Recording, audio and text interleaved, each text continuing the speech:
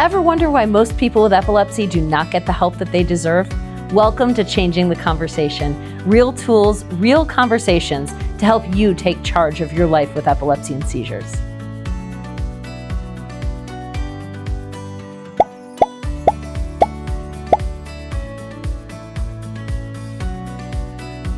Welcome to the inaugural episode of Changing the Conversation. My name is Lee Goldie, and I'm the founder and executive director of Empowering Epilepsy, a nonprofit founded by people with epilepsy for people with epilepsy to help people learn what they can do while living with seizures. Our entire goal is to help you change the conversation about epilepsy, discover what you can do, learn how to better talk to your doctors and provide the data they need, and empower your life. Changing the Conversation is a podcast devoted to helping you learn more about epilepsy and seizures. We are going to feature a variety of epilepsy specialists and people who are living with epilepsy to share their stories and answer questions to help us learn more about epilepsy and seizures and find ways to empower our lives. Today, we're going to focus on my story because I'm the founder and executive director, and I started Empowering Epilepsy with lived experience. When people are living with epilepsy, they feel very isolated and alone, and they feel like outside of their doctor's office, there are little to no resources to help them live well. I founded this because I grew up with epilepsy. When I was 8 years old, I was struck by a car while I was walking home from school. While I didn't break a bone, I landed in the fetal position after I flew off the hood of the car and developed gashes on my elbows and knees and a huge bruise on my forehead. I went to the emergency room, but back in the olden days of 1979, there was no MRI or CT scan. It was just an X-ray machine. I hadn't broken any bones, so I was sent home and told to recover. But I started getting weird feelings that I couldn't describe to anyone that started in my stomach and chest and would rise up, and I would turn my head and I would start swallowing hard and smacking my lips, and it would look like that. And I would clench my right fist, which when I was holding my pencil in school, it would fall out. What I didn't know is that was telling my family that my seizures were, or my doctor, that my seizures were starting on the left side of my brain. And I just needed to be able to see a doctor to get a more accurate diagnosis and treatment plan sooner. It took my family 4 years to realize that I was living with epilepsy and that these were seizures. And I was finally taken to my pediatrician, who referred me to a neurologist, and I was diagnosed with what were then called complex partial seizures. They're now called focal seizures with impaired awareness or consciousness. Once I was diagnosed, I took my medicine as prescribed. I tried to get enough sleep. I tried to take it at the same time every day, but I kept having seizures that were not controlled. For the next 10 years, I lived with drug-resistant epilepsy, meaning even though I was taking my medicine, my seizures were not controlled. 30% of people with epilepsy live with drug-resistant epilepsy, even if they're taking their medication every day. It was really hard because when I went to my doctor's appointments, I didn't know the data that they needed to help make a more accurate diagnosis and treatment plan sooner. So my appointments basically were, "Hi Lee, how are you?" "Fine." "How are your seizures?" "The same." "How are your medication side effects?" "Well, I get double vision sometimes." "Well, would you rather have double vision or the seizures?" And as a result, I would he would have me touch my nose, I'd walk in a straight line, and he'd hand me the prescription, and I would see him in 6 months. This just continued to happen, and living with drug-resistant epilepsy was really, really hard. It affected me in a variety of ways in my life: socially, academically, emotionally, and psychologically. I didn't believe in myself or my abilities, and I wasn't doing well in school. I felt nervous around other people because I thought they were waiting for me to have a seizure, and I would be embarrassed when that would happen. And I was really nervous about what I felt I could do. I was always afraid to do something because I would do it wrong or I would have a seizure. For the next 10 years, I lived with drug-resistant epilepsy, and it wasn't until I got a new doctor, and my new doctor said 3 words that I'll never forget. He said, "Let's reassess you." I didn't know what that meant, but what he was trying to say is that I could be a surgical candidate. I went in for testing, stayed in the epilepsy monitoring unit for 11 days. They were able to determine specifically in my brain where the seizures were originating, and I was approved as a surgical candidate. 5 days after I graduated from The Ohio State University, I had a left mesial temporal lobectomy, and so far I have been seizure-free for almost 33 years.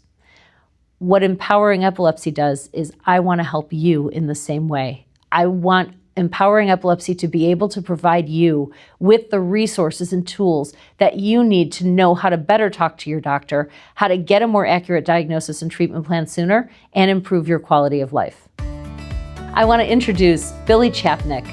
Billy is our VP of Marketing at Empowering Epilepsy, and he joined our team personally because he has a personal connection to epilepsy. Thank you, Lee. My first cousin passed away a number of years ago, living in Florida, had a seizure while in the shower and lived alone.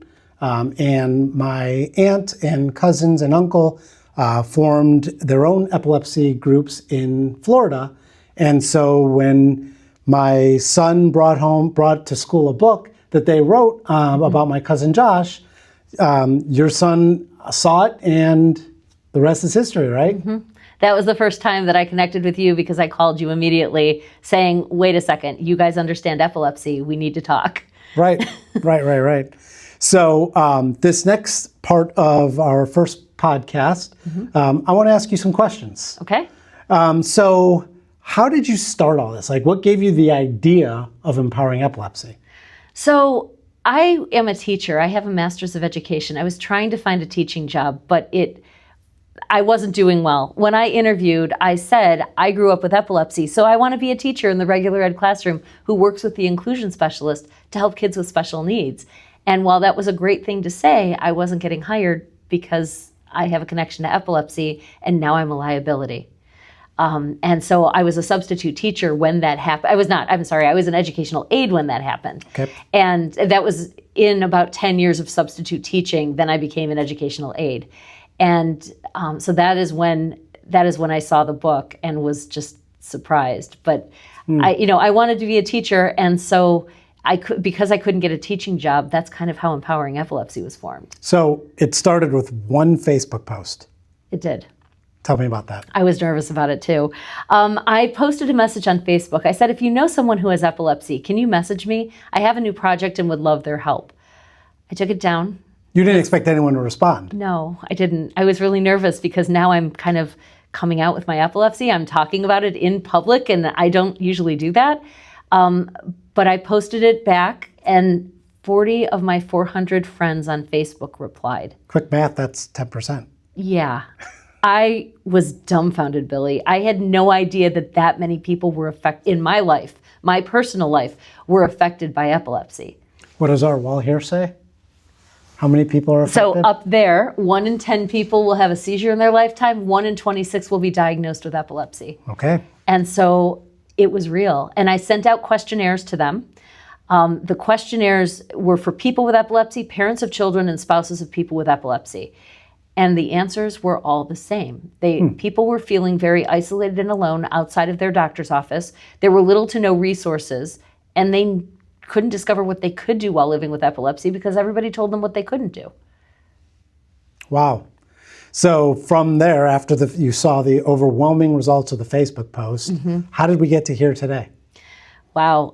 We were all volunteer for 6 years. Okay. And I was actually going to close it right in 2019 because my kids were going to college. And I don't know if you know this, but college is a little expensive.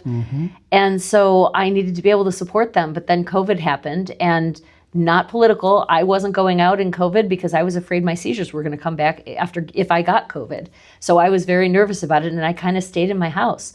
And with that, I started the online Zoom meetings where we have the age-based virtual support groups. We started with the Teens in Epilepsy Talk, where it's an hour of Q&A with an epilepsy specialist and an hour of talk time with other people in their age group. So. Wow. So now you not only have that one, you've got like at least 4 other ones. Yeah. So we have our kids, teens, young adults, adults, and seniors with Epilepsy Talk. And then we also have a Parents of Children with Epilepsy Talk. And the whole goal is to bring people who understand epilepsy together with other people who are in their age group so that they realize that they are not alone. And because of their ages, they're sharing experiences because of the life cycle they're in. And these are virtual. They are. They're online via Zoom. So you could be in Hawaii. Yeah. I've had people in South Africa. I've had people in the Bahamas, in in so many different countries, Brazil, El Salvador, Germany, Spain, England, I could name more. We've had people from across the world, but that's who joins. And you get to talk to any doctors that are there. So we're fortunate being based in Cleveland, Ohio. We are. To have access to some great healthcare systems with some of the top epileptologists in the world. Yeah, we do. Right? Mm-hmm. So they prepare a whole presentation that they give for the first hour, right? Absolutely not. No. Absolutely not. So, and thank you for bringing Like they're giving up. a TED Talk. No, They are there to answer general questions about epilepsy and seizures. I do not care about their latest and greatest research. I do not want them telling us that. I want them answering questions. And I'm not going to lie, there's a double mission or objective with that. Sure. I want people with epilepsy to learn more, but I also want the doctors learning a little bit more about what people with epilepsy are really going through in their everyday lives and how their seizures are affecting them. Because when they go see their doctor or nurse practitioner or whatever, it's all run by Epic, right? The computer system, it's like intro, check for this, check for that, ask this question, right? And it's so formulaic. It is. That they never really get that chance to connect to ask more questions, right? And many times doctors see us in a vulnerable state. You know, if we're in the epilepsy monitoring unit or we just had seizures and we're feeling very anxious and scared, we're not our true selves. Okay. In this support group, we're in a casual format where everybody introduces themselves. I ask everybody to give what is your name, where are you from, how old are you, and what type of seizures do you have? All 4 easy questions that you guys can answer so that it's allowing people to meet other people who are like them. And hey, maybe we're from the same place. Maybe we're the same age. Maybe we're seeing the same doctor. You know, there's connections that you can make, and we're trying to create a community. Right, that's great. Does everyone turn on their cameras and speak? Do you have to speak? So we want you to introduce yourself because we want you to be part of the community. Okay. And we also don't want people who are not living with epilepsy to be a part of it, and because it's this is exactly like the extension of your doctor's appointment, you know. And we want to make sure that everybody that's involved specifically understands epilepsy, and they have epilepsy and they're in that age group. Because otherwise, I don't want outsiders in that meeting because it's so. What's the word I'm looking for? It is so connected. Sure. Yeah. There's people like me. Right? Yeah. All right. So how do people sign up for this? And we'll put the link in the podcast. Yep. So we have our support group page. You can look on the home page and it says support groups at the top. When you click on that, you have to then click on your age. And it'll scroll you down to your age group support groups. Okay.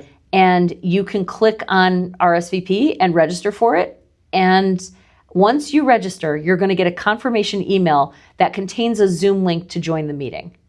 That easy. It's that simple. And by the way, I don't know if I said this before, but it's free. So it costs absolutely nothing. Now, do I have to become a member of Empowering Epilepsy first? We'd hope you would, because we want you to do our patient education program first. What a great segue. What's that? So our patient education program is I've created this from scratch. No one else in the country has something like this specific to one person's specific diagnosis and treatment plan, okay? That's show for class? No, it's, okay. Well, but I am a teacher, so, you know, you're going to have to deal with that. Yep. But basically, all of the educational inserts are authored by some of the top epilepsy specialists in the country. But they have one rule. They are not allowed to be smarter than a 5th grader. And as a result, it has to be easy for us in layman's terms to understand. And I'm not talking about their country of origin. Doctors, epilepsy specialists speak a language that we do not understand. Most people who are listening to this, if they are a person with epilepsy, know exactly what I mean. And as a result, these have to be easier to understand so that we know how to better talk with our doctors, give them the data that they're looking for, and help use that data to help us empower our lives. Is it a one-size-fits-all program? No, and I don't just mail the folder out to you. So if you wanted to meet with me, it would be probably like a 1.5 to 2 hour meeting. And I say that because it depends on the questions that you have based on your personal diagnosis and treatment plan. You know, because everybody's got questions based on what they're dealing with specifically. And that's how personalized it gets. That's why it's so cool. And can family members attend? We would love them to attend because family members and caregivers are dealing with some of the hardest, really a hard part because they're trying to help their family members and their loved ones. And there's nothing that they can do when a seizure happens except provide the correct seizure first aid, which we can teach you as well. Which does not include sticking a spoon in a mouth. No. Because that's a popular misnomer and people don't know Still today, people do that. I wish I was kidding. And the patient education program goes through these things. And that's why we do it. Because I want you to know how to talk with your doctor. I want you to know what type of seizures you have so that you are giving them the data that they deserve, that they need to make a more accurate diagnosis and treatment plan. Actually, this is like the game of Clue, right? Okay, for the game of Clue, you're trying to figure out who did it, in what room, with what weapon, and what are they wearing? Mr. Plum with the wrench, And you have to get the red herrings out, right? Yep. And so what we're trying to do is better teach you what specific seizure types you have, how to keep a seizure diary, what are the stages of a seizure, and what are some proactive things that you can do to reduce your seizures and improve your quality of life. So. Wow, that's great. And I know there's other inserts improving your quality of life, like diet and exercise, right? Yeah, not diet, but exercise. Okay. Epilepsy and language, epilepsy and memory, epilepsy and executive functions, anxiety and depression and epilepsy. Don't hate me, other doctors who've written this, but that's one of my favorites, just because that is something that has never really been talked about. And it's written, you ready for this? Maybe this doesn't affect you, but the people who are listening, it will. It's written by an epilepsy psychiatrist. Oh, okay. I have never heard those two words put together before. I believe we've had them speak at our conferences too. Dr. Shapiro Crew has been here to speak, and she's amazing. So, and hopefully we're working on more inserts from her. That's great. So. And speaking of exercise too, we've got an exercise class if you're in the Northeast Ohio area. Correct. We have a functional fitness class here at Empowering Epilepsy. It takes place every Thursday, although we are going to take the summer off.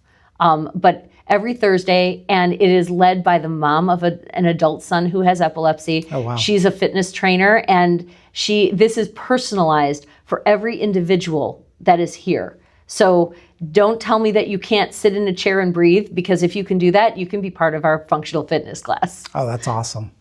And their family is even more involved, aren't they? Yeah. Their dad is on our board. Yep. And our Empowering Epilepsy board is an amazing group of people who understand epilepsy firsthand. And we're always looking for people who can help us with that. Perfect. Because the board is basically the group of people that helps us take Empowering Epilepsy further. I mean, we help people across the country, not just in Northeast Ohio, and we need as much help as we can get to help provide these free programs and services to as many people who are living with epilepsy as possible. So getting back to the patient education program. Yes. How do I sign up for that? So you can either email us at Lee@Empowering Epilepsy, it's LEIGH, at empoweringepilepsy.org, or info@empoweringepilepsy.org, and just reach out and say, I would like to participate in the patient education program. When are you free? Or go to empoweringepilepsy.org, and it's huge right there on the homepage. Why, yes, it is. Okay. So you can just click on it, and it says, what does it say underneath it? I'm forgetting now because you put it on the page. It says sign up now or something. Sign up like now, that. help change the conversation. Yeah. Yeah. Good. Yeah. Good. So, and then there's one other thing that we have that we didn't mention, which is the art therapy classes. Oh, yeah. So we have about 25 a year. It's usually 2 per month art therapy classes that take place in person at Empowering Epilepsy headquarters. We have our own art therapy room here. Like, this is my classroom, or my school. And so we have an art therapy room, and we have our art therapist. She is a licensed professional clinical counselor, a licensed professional art therapist. She grew up with epilepsy, and she had brain surgery for epilepsy. So she understands this firsthand. Wow. Okay. So we've got the patient education program, we've got support groups, and we've got conferences. We do. Tell us about the conferences really quick. So we have 3 conferences every year that help teach people with epilepsy a little bit more. We start in June with our brain surgery conference, which is all about brain surgery for epilepsy. Who is a surgical candidate? What tests do you need to have? What are doctors looking for? What information do they need? And how do they determine if you're a surgical candidate, and what does it mean if you have a 50% chance of being seizure-free? Okay. Because I had a 50% chance of being seizure-free, and I didn't think that was good enough. But what I wasn't thinking about is that the fact that with drug-resistant epilepsy, I had a 0% chance of being seizure-free. So 50% is kind of good. Yeah, it is. So good. Yeah. And then we have 2 conferences in October. We have our SUDEP Action Day talk. SUDEP is Sudden Unexpected Death in Epilepsy, which is right behind me, which is when an otherwise healthy person with epilepsy dies and there's no other cause of death, such as accident, illness, injury, or drowning. So it's kind of like SIDS. It is the like equivalent SIDS. to SIDS. It is. Okay. And so we teach about that. What we want is, Dr. Stephen Hantis has joined us so far every year from the Cleveland Clinic every year, and he talks about SUDEP. And the goal is to figure out, for you to learn, what is SUDEP, how are you at risk, and what proactive steps can you take to reduce your risk of dying from SUDEP. Okay. And 1 in 1,000 people will die from SUDEP, and we want to make sure that we're saving their lives. So it's what you can do. And then 2 days later, we have our Empower Your Life conference. Which is a celebration. It is. Yes. So our Empower Your Life conference is basically a full-day conference that teaches you everything you need to know about epilepsy. This is where we start with Epilepsy 101, all about epilepsy and seizures, where you're going to learn about stages of the seizure, where you're going to learn about different types of seizures, what they look like, and realize that there's over 40 different types of seizures and syndromes, and many people can be living with epilepsy for decades without even knowing that they have it because the seizures are so subtle. So then we talk about things like epilepsy and sleep, epilepsy and diet, how to talk to your doctor. And we have doctors from not just Northeast Ohio, from across the country who are speaking at this conference, either in person or via Zoom, so that you can learn more. Wow, that's great. And you can find all these conferences on our website. Correct. Very easily. Under conferences. Under conferences. Under events and conferences. And they're live at Empowering Epilepsy headquarters in Beechwood, Ohio. And our makeshift studio here, we fill this room up. Yeah. And by the way, Beechwood is a suburb of Cleveland, Ohio. Thank you. Yes. So I just want to make sure that you understand that we are in Northeast Ohio, and you can come from anywhere in Northeast Ohio and Pennsylvania. We have people from Michigan. About 22 minutes from the Cleveland Clinic's main campus. Correct. 23 minutes from university hospitals. So we're Metro Health, Summa right Health, off the freeway. Akron Children's Hospital. And 2 hours and 12 minutes from The Ohio State University, where we have speakers come from there. Yeah. Right? We have speakers. We work with all of the epilepsy centers in Ohio. Just referring patients, Nationwide Children's, I work with them. We just had a speaker lead our adults, or our teens in epilepsy talk from there. So it's all about bringing the doctors, connecting the doctors with us so that they get to teach us, but they also get to see what we're experiencing and better understand the specific ways they need to help empower our lives. Because what they do during our appointment can change our lives in a positive way. Wow. Before we wrap up this very first episode, can you explain to everyone kind of what our backdrop is? Yeah. And we'll zoom out for our viewers. Yeah. So this is, when I created Empowering Epilepsy, Billy, you helped me create this, so thank you. One of the things I wanted to do was make it a classroom, and this wall is called our Epilepsy Fact Wall. And it has a bunch of different facts all about epilepsy, like the 1 in 10 people, like the 1 in 26 will be diagnosed with epilepsy. It talks about 65,000 people in Northeast Ohio will experience epilepsy. There's over 185,000 people in the state of Ohio who have epilepsy. And it's all of the facts, because a lot of people don't think that epilepsy is that prevalent. Okay? Right. And it just is. It just is. And we need to make sure that people are not being misdiagnosed. They're not being negatively treated. If they go to the emergency room, the doctors know how to treat them and are not telling them that they're not having real seizures. And we need to be able to empower their life, because it's a scary time when you have seizures and you don't know what to do. Yeah. So if we can get those seizures under control by teaching you all of the facts. We even talk about, we have quotes from The Falling Sickness, which is a book all about the history of epilepsy, which is really neat. And it basically talks about how epilepsy was perceived. And it was, it was like we were considered demonic. Wow. And right next to you is all the different names of what epilepsy was. What was called. Demonic right there. Yeah, demoniacs is what we were. We had spells, holy no-fel, grand mal, seizures, fits, Herculean disease, Caesar's sickness, because Julius Caesar had it. So, it's been called so many different names. And future episodes, we'll have some other guests, and we'll go inside our conference room where we have something really cool. Yeah, I'm really excited about that. Should I be talking about it, or should I save it? Let's give a little teaser. Okay, so what we've created in the other room, which is our meeting room, is our history of epilepsy timeline. And that is one of my favorite things, because it goes back a really long ways. It's 2 walls full of information. Most of it's negative in the beginning until the 1800s or so, when they first came up with bromide, but that's the first drug for epilepsy. About 2014, when Empowering Epilepsy was formed. Well, that's my favorite, obviously, because that's on the timeline too, sure. Because everybody that was involved with that creation in 2014 understood epilepsy firsthand. Good. So we will have another episode where we maybe dive into that, because I know when we've had some of our conferences, some of our epileptologists that come in and speak, we serve our food and refreshments in there, but I catch them just reading through the timeline. They're fascinated. They are. And these are men and women that have been in the field forever. Exactly. Some of them, and they learn something new from you and from the room. So. Exactly. Great, Lee. Thank you for letting me intrude your first podcast here. Thank you for joining us. I look forward to seeing where our future podcasts go, what guest speakers you have. Yeah. And. You want to do a little outro? This is going to be really fun, and I hope all of you choose to join us.